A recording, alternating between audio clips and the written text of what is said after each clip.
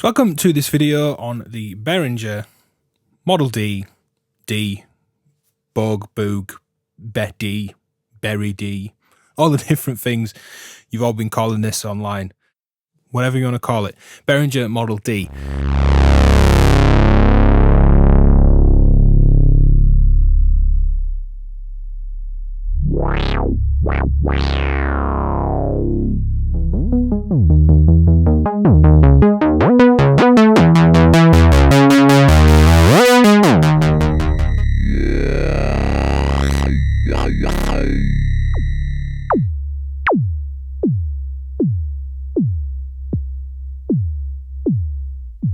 Now let's check out the filter section. I've done demos about getting this out of the case and into a Euro rack system, a kind of jam patch where I'm modulating it heavily from a Euro rack system, which is where it still is in my Euro rack case. Getting into the case, I've looked at the oscillator bank, I've looked at the mixer, now the filter. We're also going to look at modulation more in depth, and also the VCA and loudness section, envelopes and a bit of routing in future videos. But for now, we are focusing on the filter. Now, Moog style ladder filter, but we do have a low and a high mode. We'll come to the high mode later. Cutoff frequency, emphasis, which is resonance, and the amount of contour, which is this ADS, attack, decay, sustain envelope. Now, there is a little trick on this envelope, which is this filter decay on and off. Now, turning this on, like on an original Model D and other emulations and clones of that have come before this, turning this on will turn the decay time into a release time as well. So we can have attack, decay, sustain, turn this on and release. It's just a shared decay and release time. This is the amount of modulation. Now the inputs for the filter are a straight CV into the cutoff, which we'll be exploiting and looking at, a gate for the contour generator on the filter, and we also get the contour, the envelope, out itself. So you can patch this out elsewhere into a system. It's also available over there on the left hand side of the unit as a modulation point. So you could modulate the oscillators with it as well. But we'll come to that when we look at modulation more specifically. Just one last thing before I shut up talking and we listen to the filter. I have an offset voltage into the LC gate, the loudness contour gate input, which is this section. With a sustain up full and a high voltage into the gate, this is like having a key pressed that is just held infinitely. So it's keeping that VCA open. Because the filter doesn't have an output, I can't come out of the filter and avoid this section.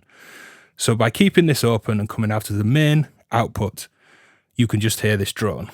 I have all three oscillators, all saw waves turned on. Let's check out the low pass filter.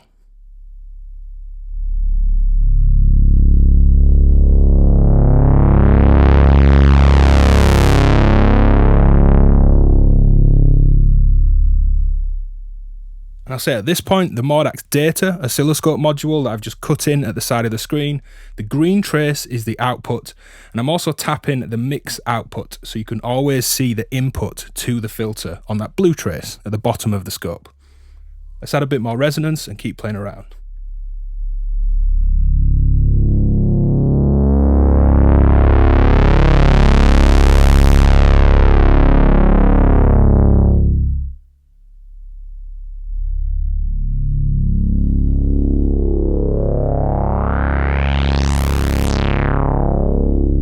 Just starting to get a little bit of growl there in the resonance.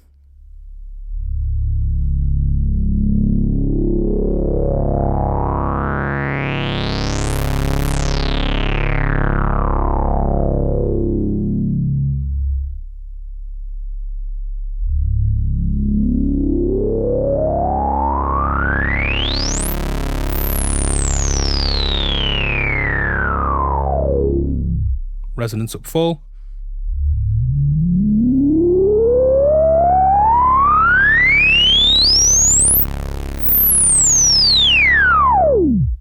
Now just where that resonance started to growl kind of halfway,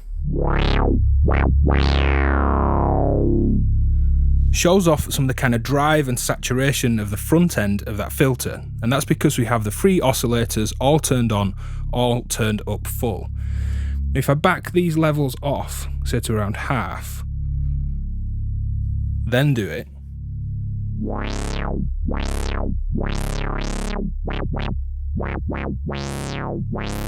it's a very different sound. Of course it's quieter with feeding less signal in, but try and listen to the saturation, especially around that resonance.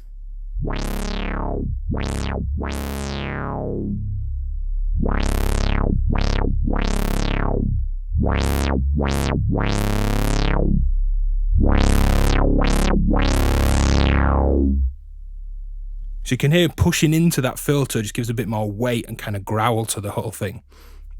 Now we have a high pass mode, which the original Model D didn't, which is going to filter out the low end. Everything higher than the cutoff passes.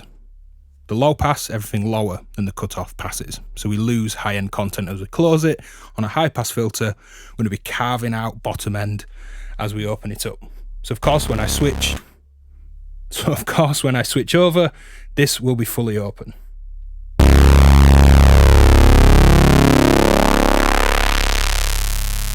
It doesn't fully close.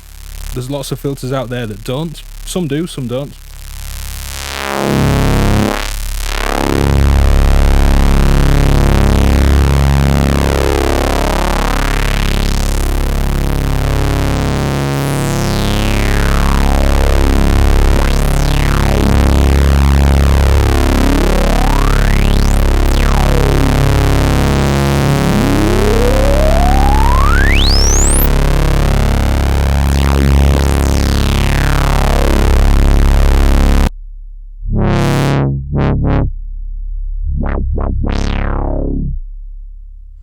Now one thing you can do as well is the keyboard control, which is the filter tracking, which can turn on 1/3, 2/3 or full keyboard tracking. Now this doesn't work with the volt per octave input. This works with the USB and the MIDI, but we can get around it. So if I get a sequence into my oscillators, I'll explain that.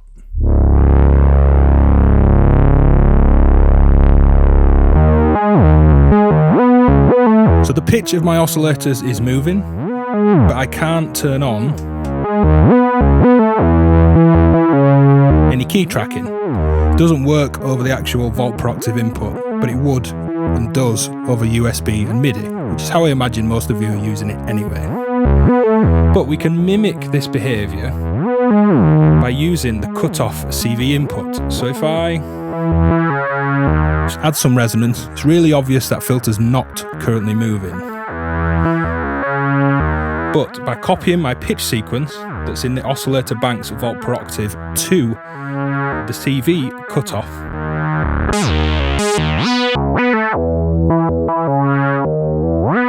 which is easy to do in modular, use a splitter cable, a stackable cable like this, a multiple, we can hear the filter is now tracking. Listen when I remove it again.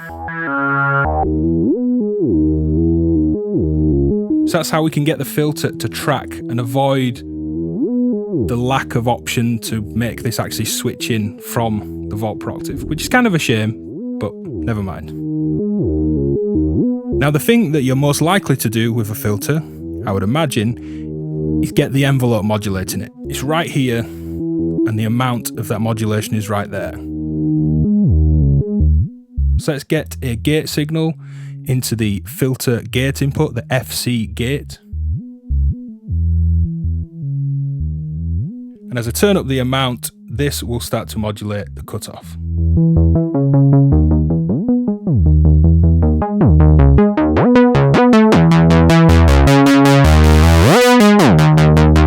I'm just going to drop my oscillators an octave.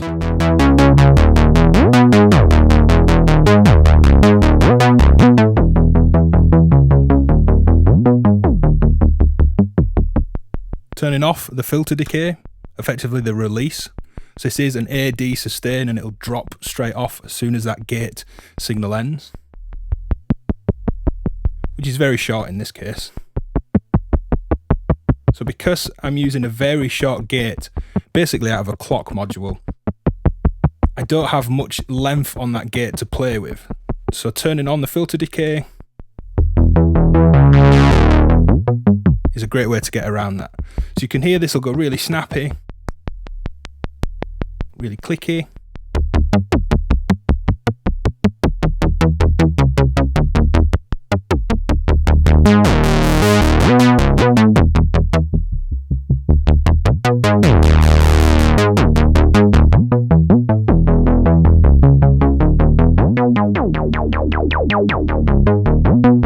Now we can still modulate this with the filter modulation switch, which is down in that mod section to the left, which we'll look at in another video. But I'm using that bottom left LFO on the unit, and I can send that into the filter as well. I'm just going to turn down the envelope modulation first, turn this on, and then adjust the LFO rate.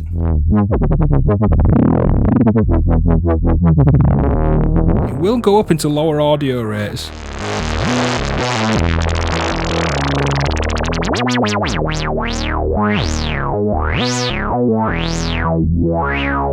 Now the modulation depth, again just off screen in that bottom left, controls the amount of modulation. So we could just have a little bit of LFO and some envelope on top.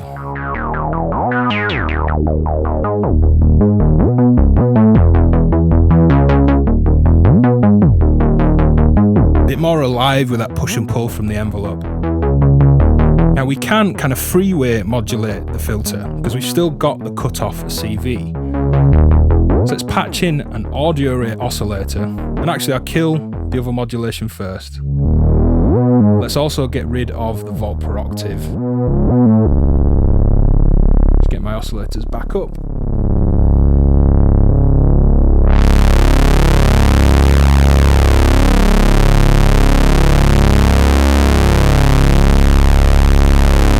Here's an audio rate source into cutoff CV.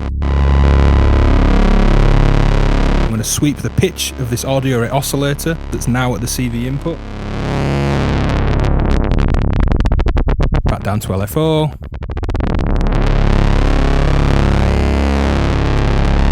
Up audio rates.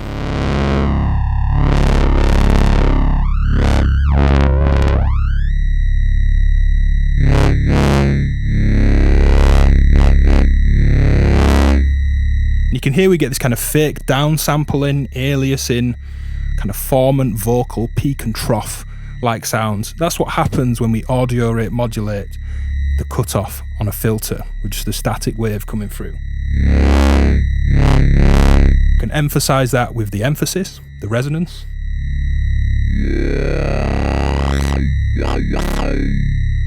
And it really does emphasize that kind of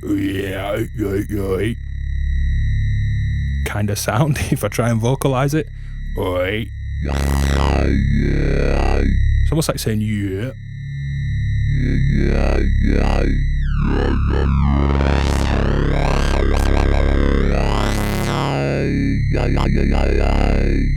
Now let's get the pitch sequence back into my oscillators.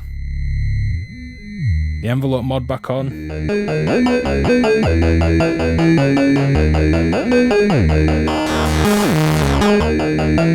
Now if I make the source that's providing the audio rate modulation also track my volt per octave signal that's going into the oscillator bank, and carry on to do some cool stuff. Let's try that out.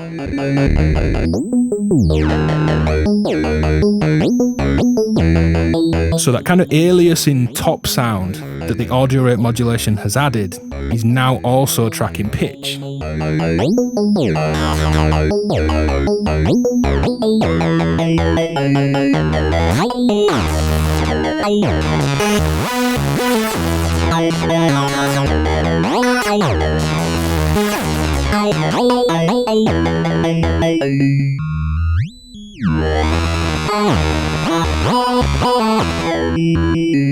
We can do the audio rate mod and the filter and the LFO. A bit more depth on the LFO.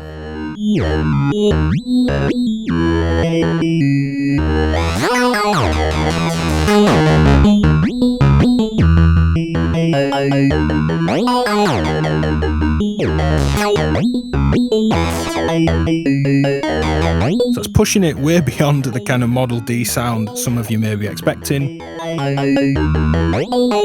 But it's something you can do. The cut-off CV's there. If you've got the sources in modular, you can do it. That's the filter section. Now let's just remove the audio rate mod. And let's just listen to this external volume, the overload feedback trick we can do that you heard in the mixer section of the video I posted previous to this one. The main output by default routes to the external input. And this mimics a feedback trick that you could do on lots of synths like some of the Rolands or the Model D itself, where you take the headphone out and patch it back into the mixer for feedback. So if I turn that on,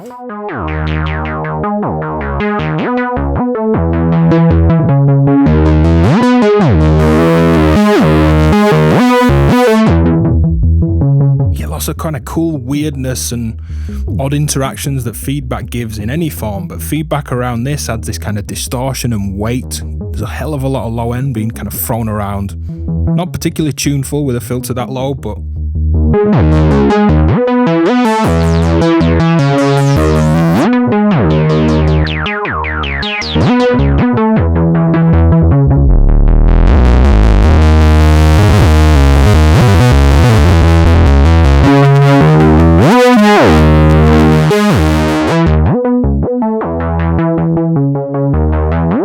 full on for lots of cases, but it's there. Now the final thing this filter can do is self-oscillate. Just turn the emphasis up full. Here I've turned off all the mixers sections. Don't want to run those in anymore. And we get a kind of clipped sine wave oscillator. Now we can try to make that track pitch.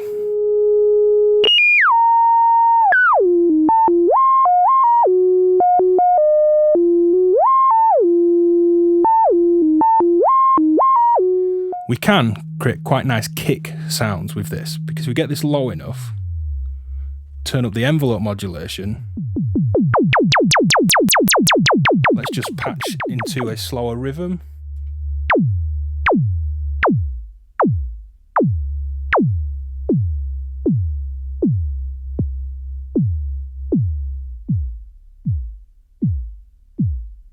There we go.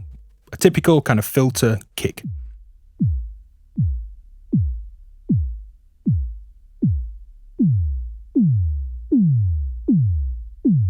We could still modulate it.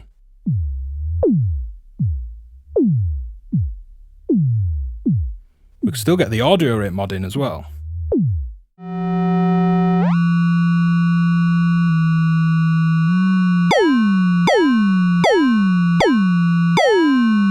Just kind of weird alien bongo sounds.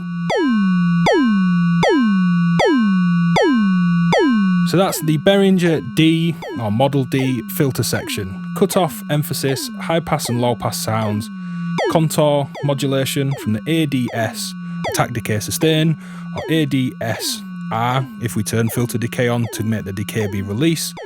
VCA was wide open the whole time. We were using the oscillators on board. Some tricks for audio rate modulation, alien bongos as you can hear in the background, and more conventional kicks and traditional synth drum sounds, should you wish. Thanks for watching. Be sure to hit like and subscribe, and go support me on Patreon with a link in the description if you like extra content, bonuses, or even some kind of Skype tutorial lessons one-to-one looking at modular, synthesis, music theory, anything you want. Cheers.